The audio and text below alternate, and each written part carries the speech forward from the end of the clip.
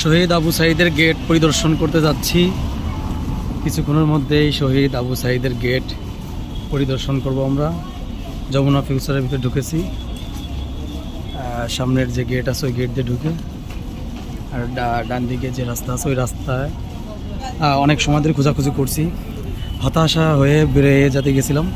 পরে এক ভাইকে জিজ্ঞেস করলাম যে হতাশা হয়ে বের বিষয়টা কেমন হয়ে যায়। একজন বীরশ্রেষ্ঠ শহীদ তার গেটটা যদি দর্শন করতে না পারি, তার গেটটা যদি জিয়ারত করতে না পারি, আসলে বিষয়টা কেমন হয়ে যায় না। জাতি হিসেবে আমি লজ্জিত হব। এই জন্য অনেক খোঁজাখুঁজির পরে একজনকে জিজ্ঞেস করলাম যে ভাই এটা কোথায়, আদৌ কি খুঁজে পাওয়া যাবে।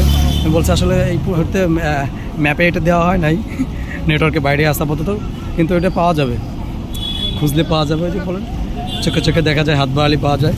এই যে হাত বাড়াই দিছি, এখন পেয়ে যাব। এই যে আমরা ডান দিকে চলে যাচ্ছি, খুব তাড়াতাড়ি আমরা সেটা আমরা জিয়ারত করব। আপনারা আমাদের সাথে থাকেন, দোয়া ইউনুস পড়বেন, আর যে যা দোয়া জানেন সে দোয়াগুলো পড়বেন। জিয়ারত করতেই হয়, যদিও আমরা শহীদের অংশদার তো পাইনি, শহীদ অংশদারিত্ব না পাইলেও আমরা স্বাধীনতার সুফল কিন্তু পাচ্ছি অনেকেই।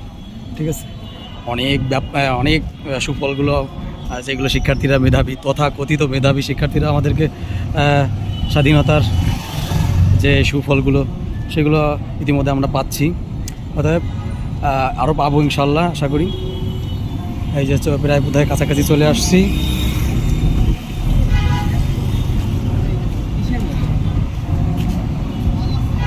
এক সেরকে দূরা যাচ্ছে।